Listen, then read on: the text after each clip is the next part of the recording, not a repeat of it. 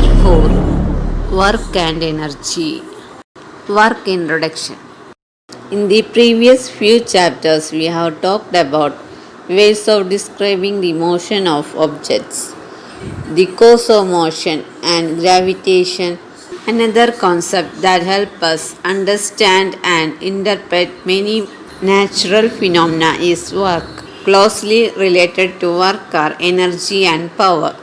In this chapter, we shall study these concepts. All living beings need food. Living beings have to perform several basic activities to survive. We call such activities life processes. The energy for these processes comes from food. We need energy for other activities like playing, singing, reading, writing, thinking, jumping, cycling, and running. Activities that are strenuous require more energy. Animals too get engaged in activities. For example, they may jump and run. They have to fight, move away from enemies, find food, or find a safe place to live. Also, we engage some animals to lift weights, carry loads, pull carts, or plow fields. All such activities require energy. Think of machines. List the machines that you have come across. What do they need for their working? Why do some engines require fuel like petrol and diesel? Why do living beings and machines need energy? Work. What is work? There is a difference in the way we use the term work in day-to-day life and the way we use it in science. To make this point clear, let us consider a few examples. Not much work in spite of working hard. Kamali is preparing for examinations. She spends lot of time in studies. She reads books, draws diagrams, organizes her thoughts, collects question papers, attends classes, discusses problems with her friends, and performs experiments. She spends a lot of energy on these activities. In common parlance, she is working hard. All this hard work may involve very little work if we go by the scientific definition of work. Kamali is preparing for examinations. She spends lot of time in studies like reading books, drawing diagrams, collecting question papers, etc. But in common we say she is working hard. But in the case of science, these works do not consume more energy. In spite of doing hard working, it is not considered to be work in physics. You are working hard to push a huge rock. Let us say the rock does not move despite all the effort. You get completely exhausted. However, you have not done any work on the rock as there is no displacement of the rock. When we pushing a heavy rock, it is not moving at all. In this case, the work is said to be not done, even though we are exhausted out of pushing the rock. You stand still for a few minutes with a heavy load on your head. You get tired. You have exerted yourself and have spent quite a bit of your energy. Are you doing work on the load? The way we understand the term work in science, work is not done. When we stand with a heavy load on our head, we get tired after some time and have spent our energy. But you have not done any work on standing with a heavy load. You climb up the steps of a staircase and reach the second floor of a building just to see the landscape from there. You may even climb up a tall tree. If we apply the scientific definition, these activities involve a lot of work.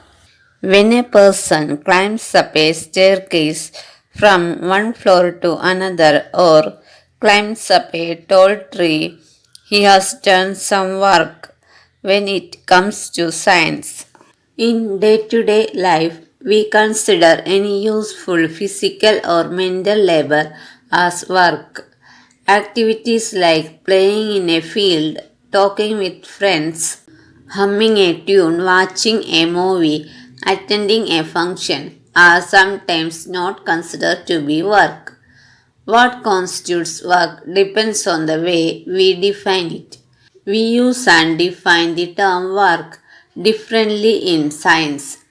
To understand this, let us do the following activities. Activity 11.1. We have discussed in the above paragraphs a number of activities which we normally consider to be work. In day to day life, for each of these activities, ask the following questions and answer them. First one, what is the work being done on? Second, what is happening to the object? Third one, who or what is doing the work?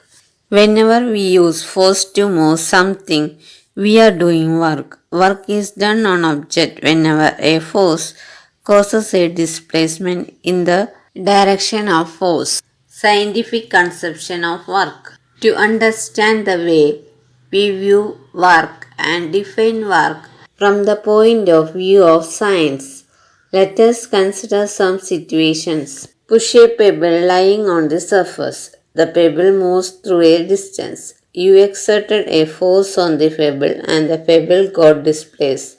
In this situation, work is done. A girl pulls a trolley and the trolley moves through a distance.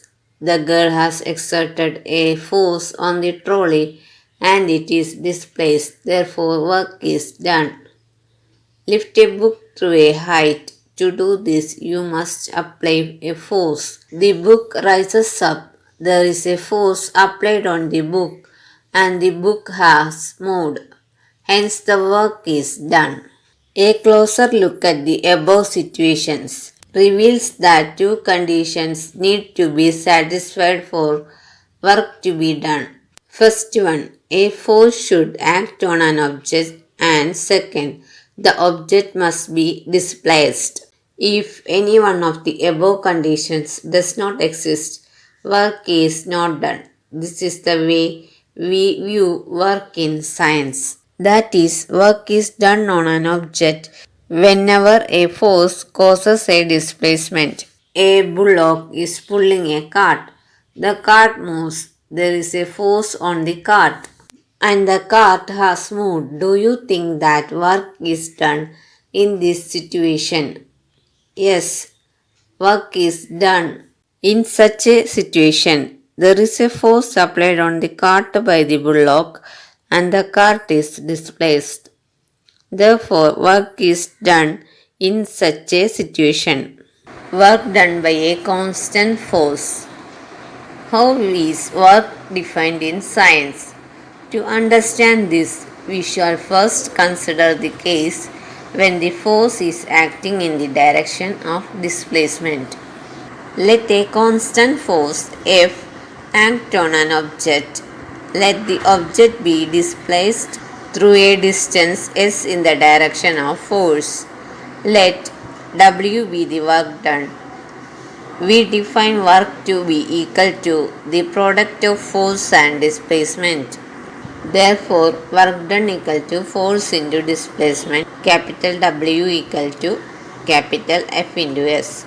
Thus, work done by a force acting on an object is equal to the magnitude of the force multiplied by the distance moved in the direction of force. Work has only magnitude and no direction. So, work is a scalar quantity. Therefore, work done equal to force into displacement. In the equation W equal to F into S, if F equal to 1 Newton and S equal to 1 meter, then the work done by the force will be 1 Newton meter.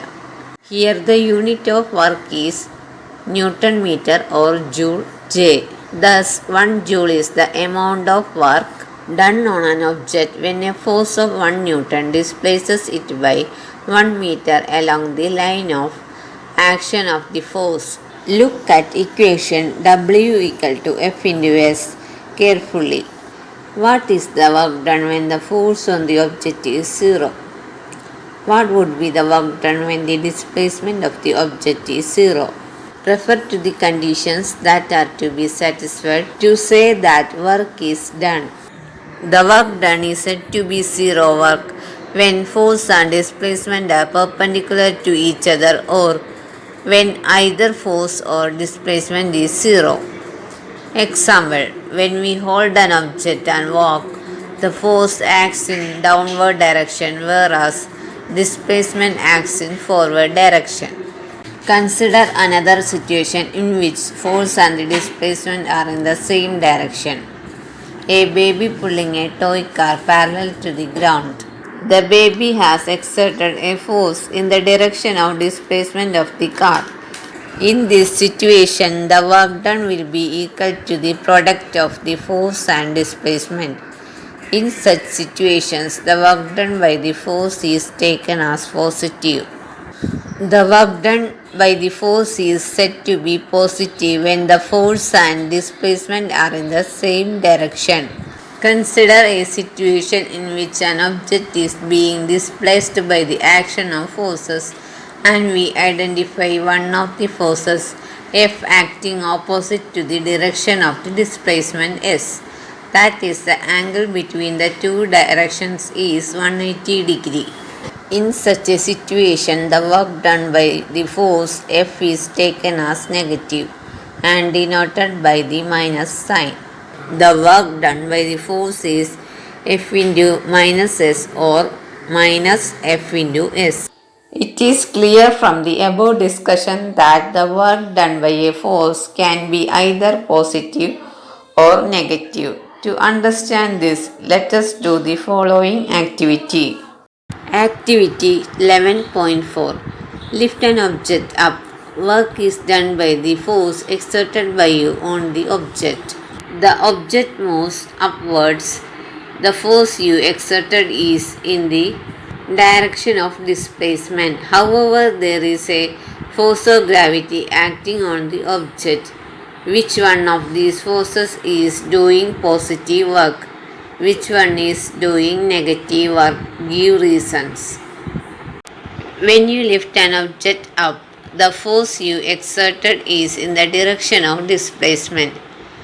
That simply means that you have done positive work on that object because you have displaced it. The force of gravity is always acts in the downward direction. That means during this motion, gravity is doing negative work. Work done is negative when the force acts opposite to the direction of displacement. Work done is positive when the force is in the direction of displacement.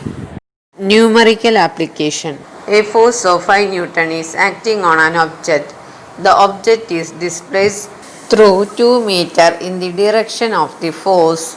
If the force acts on the object all through the displacement, then work done equal to force into displacement equal to 5 Newton into 2 meter equal to 10 Newton meter or 10 joule. A porter lifts a luggage of 15 kg from the ground and puts it on his head 1.5 meter above the ground. Calculate the work done by him on the luggage. Solution. Mass of luggage small m equal to 15 kg and displacement s equal to 1.5 meter. Work done equal to F into S. Here F is not given. F equal to mg. M is given. G is acceleration due to gravity. Here G equal to 10 meter per second square. Then W equal to 15 kg into 10 meter per second square into 1.5 meter. Then we will get W equal to 225 kilogram meter per second square meter, that is 225 Newton meter or 225 joule. Joule is the unit of work done. Summary. Work is said to be done whenever a force acts on an object and the object displaced in the direction of the force. Work done equal to F into S, that is force into displacement. The SI unit of work is Joule J. Work is a scalar quantity. That is all in this topic. Let us learn energy in our next topic. Thank you.